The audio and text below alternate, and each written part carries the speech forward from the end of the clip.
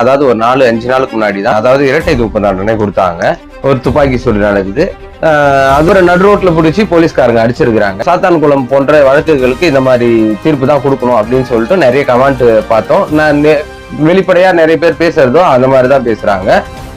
வெளியே வந்து பயிர் மேய்ஞ்ச கதையா இருக்கக்கூடாது அப்படின்றதுக்காகவும் காக்கா சூர்யா இன்னொன்னா தெரி விஜய் அப்படி எப்படி வேணாலும் சொல்லலாம். ஒண்ணுதான் கல் இறக்குறது யாரு இறக்குவாங்க, விஞ்ஞானி வந்து இறக்குவானா கல் கிளாஸ் வந்து இப்படி வந்து மறைக்குது. யார் காருன்னு பாத்தீங்கன்னா டிசி, அங்க இருக்கிற டிசியோட இப்படி குத்துறாரு நெஞ்சில. நீங்க கொஞ்சம் யோசிச்சு பாருங்க. அப்பா அம்மாவுக்கு நீங்க பதில் சொல்லுவீங்களா, இல்ல அவர் கல்யாணம் ஆயிருந்தனா நீங்க பதில் சொல்லுவீங்களா, இல்ல அவங்க குழந்தைகள் இருந்ததுன்னா அவங்களுக்கு யாரு பதில் சொல்லுவாங்க, நீங்க பதில் சொல்லுவீங்களா? ஒருத்தர் என்னடானா துப்பாக்கி எடுத்து சுட்டுறாரு, இன்னொருத்தர் என்னடானா பைக்கை மறிச்சு எப்படி வேணாலும் அடிக்கலாம். உங்கள் அதிகார திமிரை எங்களை மாதிரி ஆளுங்கிட்ட சாதாரணமான ஆளுகிட்ட காட்டாது. அவனை அடிச்சு உதச்சு உள்ள போட்டு தூக்கி திருத்துங்க. மக்கள் மேலேயோ விவசாயிகள் மேலேயோ குண்டாஸ் போடுறதோ ஒரு என்கவுண்டர் பண்றதோ பெரிய விஷயங்கள்.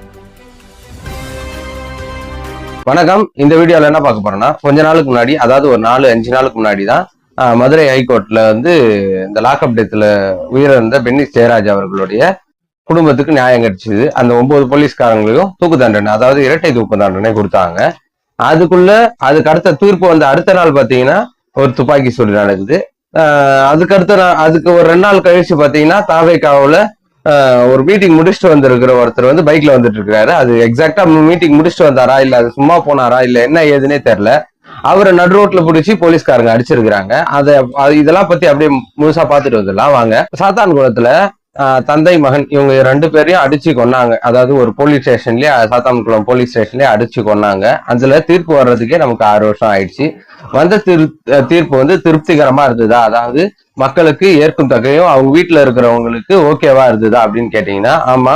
ஏன்னா இன்டர்நெட் ஃபுல்லாவே அவங்கள தூக்குல போடுங்க அப்படி இப்படின்ட்டு நல்ல ஜட்ஜ் அதுக்கு தீர்ப்பு கொடுத்தாரு இல்லைங்களா. அந்த ஜட்ஜுக்கு வந்து ஆதரவாகவும் சாத்தான்குளம் போன்ற வழக்குகளுக்கு இந்த மாதிரி தீர்ப்பு தான் கொடுக்கணும் அப்படின்னு சொல்லிட்டு நிறைய கமெண்ட் பார்த்தோம். நான் வெளிப்படையா நிறைய பேர் பேசுறதோ அந்த மாதிரிதான் பேசுறாங்க. அந்த தீர்ப்பு வந்தோடனையும் சரி அப்பாடி போலீஸ்காரங்க அட்ராசிட்டி குறைஞ்சிரும், இந்த மாதிரி தீர்ப்பு கொடுக்கும்போது அவங்களுக்கு கொஞ்சம் பயம் வரும். அதுதான் அந்த ஜட்ஜே சொல்லியிருந்தாரு. இனிமேல் வந்து இப்போ பயிரே வச்சு வெளியே வந்து பயிர் மேய்ஞ்ச கதையா இருக்கக்கூடாது அப்படின்றதுக்காகவும் இது ஒரு முன் உதாரணமா இருக்கணும். பப்ளிக் மேல வந்து போலீஸ்காரங்க கை வைக்க கூடாது அப்படின்றதுக்கு ஒரு முன் உதாரணமா இருக்கணும் சொல்லிட்டு தான் அந்த தீர்ப்பே கொடுத்து வாசிச்சு அவங்களுக்கு முடிச்சாங்க. அந்த தீர்ப்பு வந்த மறாவது நாள் பாத்தீங்கன்னா ஒரு எஸ்ஐ வந்து ஒரு விவசாயி, அதாவது கல் இறக்கந்தாவே இருக்கட்டும், அவர் விவசாயி தான் ஆனா கல் இறக்கந்தாவே இருக்கட்டும், அப்படியாப்பட்ட ஒரு ஆள்கிட்ட வந்து கல் இறக்குறாருன்னு சொல்லிட்டு ஒரு ஆளை வந்து சுட்டு இருக்கிறாரு. அதாவது அந்த எஸ்ஐ அவர் யாருன்னா அவர் தன்னைத்தானே வந்து சிங்கம் சூர்யா, சாமி விக்ரம், அப்புறம் விஜய் சேதுபதியில நடிச்சாரு சேதுபதி படத்துல அந்த மாதிரி, அப்புறம் வந்து காக்கா சூர்யா, இன்னொன்னா தெரி விஜய் அப்படி எப்படி வேணாலும் சொல்லலாம். அந்த மாதிரி நினைச்சிட்டு சுத்திட்டு இருந்த இசக்கி ராஜான்ற எஸ்ஐ வந்து மணிகண்டன்ற ஒரு கல் வியாபாரி இல்ல விவசாயி எப்படி வேணாலும் சொல்லலாம். 2 ஒண்ணுதான். கல் இறக்குறது யாரு இறக்குவாங்க, விஞ்ஞானி வந்து இறக்குவானா கல்ல, இல்ல வந்து ஐடி கம்பெனில இருந்து வேலை செய்யற வந்து கல் இறக்குவானா, விவசாயி தான் கல் இறக்குவான். அப்ப கல்லுனாவே விவசாயி தான், விவசாயத்துல கல் கண்டிப்பா இருக்கும். அப்படியாப்பட்ட அவரை வந்து சுட்டு இருக்கிறாரு. பேச்சுவார்த்தைக்குன்னு போனவரு சுட்டு இருக்கிறாரு. இது நடந்து முடிஞ்ச 2வது நாள்ல தூத்துக்குடி திருநெல்வேலியில எங்கேயோ வந்து விஜய் மாநாட்டுக்கு போயிட்டு வராங்க. அந்த பைக்ல வந்து ஒரு இளைஞர் வந்து 2 பேர் போயிட்டு இருக்கிறாங்க. அதுல வந்து டப்புன்னு ஒரு கார் மறைக்குது. யார் காருன்னு பாத்தீங்கன்னா இப்படி கிராஸ்ல வந்து இப்படி வந்து மறைக்குது. யார் காருன்னு பாத்தீங்கன்னா டிசி, அங்க இருக்கிற டிசியோட கார் வந்து மறைச்சு அந்த இளைஞரை வந்து அடிக்கிறாங்க. அப்படி அடிச்ச உடனேயும் இன்னொரு டிசி கூடவே வர இன்னொரு காவலர் அவர் வந்து இப்படி குத்துறாரு நெஞ்சில. நீங்க கொஞ்சம் யோசிச்சு பாருங்க. அந்த பைக்ல வந்தவருக்கு ஏதாவது ஒரு உடல் ரீதியான பிரச்சனையோ இல்ல உடல் ரீதியான பிரச்சனை ஏதாவது இருந்திருந்தா, ஒரு ஹார்ட் அட்டாக், ஒரு அதிர்ச்சியை தாங்க முடியாத ஒரு அந்த மாதிரியான கெப்பாசிட்டி உடல்நிலை இருந்தா அவர் டப்புன்னு நீங்க குத்துறா ஷாக்லாம் அப்படின்றதாங்காட்டி உயிர் போயிடுச்சுன்னா என்ன பண்ணுவீங்க? அவங்க அப்பா அம்மாவுக்கு நீங்க பதில் சொல்லுவீங்களா, இல்ல அவர் கல்யாணம் ஆயிருந்தனா நீங்க பதில் சொல்லுவீங்களா, இல்ல அவங்க குழந்தைகள் இருந்ததுன்னா அவங்களுக்கு யாரு பதில் சொல்லுவாங்க, நீங்க பதில் சொல்லுவீங்களா?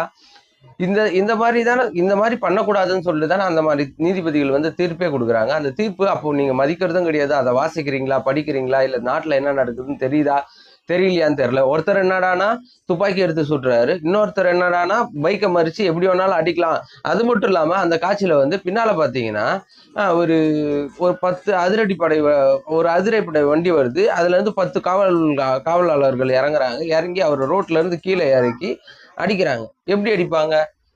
கையாலே அடிக்கிறாங்கங்க. பின்னால இருக்கிறவர் வந்து வீடியோ எடுத்துட்டு இருக்கிறாரு. அப்போ நீங்க வந்து எவ்வளவு வந்து உங்களுக்கு வந்து ஒரு அந்த அதிகார திமிரு அப்படின்றது இருக்குது. இதுதான் சொல்லிட்டு இருக்கிறோம். உங்கள் அதிகார திமிரை எங்களை மாதிரி ஆளுங்கிட்ட, சாதாரணமான ஆளுகிட்ட காட்டாதீங்க. தயவு செய்து லஞ்சம் கொள்ளடிக்கிறாங்க பார்த்தீங்களா, அந்த மாதிரி ஆள்கிட்ட போய் காட்டுங்க. அப்படி இல்லையா, தீவிரவாதிகள் இருக்கிறாங்களா, அங்க போய் காட்டுங்க. கஞ்சா வியாபாரி, சாராய வியாபாரி, அவன் வீட்டுல கட்ட பஞ்சாயத்து அப்படி பண்ணிட்டு இருக்கிறான் பாருங்க, அவனை அடிச்சு உதச்சி உள்ள போட்டு தூக்கி திருத்துங்க. புரியுதுங்களா? பொதுமக்கள் மேலேயோ விவசாயிகள் மேலேயோ குண்டாஸ் போடுறதோ ஒரு என்கவுண்டர் பண்றதோ பெரிய விஷயம் கிடையாது. பெரிய போலீஸ்க்கு பெரிய மதிப்பு உண்டாக்காது. அப்பாவி மக்கள் மேல, ஒடுக்கப்பட்ட மக்கள் மேல, இல்ல சாதாரண மக்கள் மேல கை வைக்கிறதுனால போலீஸ்காரங்களுக்கு எந்த ஒரு நல்ல பேர் வரப்போடாது, கெட்ட பேர் தான் வரப்போகுது. தயவு செய்து உங்களுக்கு நல்ல பேர் வரணும். அப்படி இல்லை எங்களோட டைப்பே இப்படிதானா, தமிழ்நாடு எதை நோக்கி போயிட்டு இருக்குது, இந்த மாதிரி இன்னும் 100 தீர்ப்பு வாங்கி கொடுத்தாதான், அஜித்குமார் மரணத்துக்கும் இந்த மாதிரி தீர்ப்பு வந்தாதான் இந்த போலீஸ்காரங்க வந்து இப்படி பண்றதே நிறுத்துவாங்க போலது. நம்ம எல்லாரையும் சொல்ல, இந்த மாதிரி ஆணவம் பிடிச்ச சில பேரை தான் சொல்லிட்டு இருக்கிறோம். போலீஸ்காரங்களை வந்து நல்லவங்களும் இருக்கிறாங்க. இன்னைக்கு நம்ம இந்த வீட்லயோ இந்த இடத்துலயோ உட்காந்து ஃப்ரீயா பேசுறோம், ரோட்ல நடந்து போறோம், இதுக்கெல்லாம் வந்து போலீஸ் தான் காரணம்.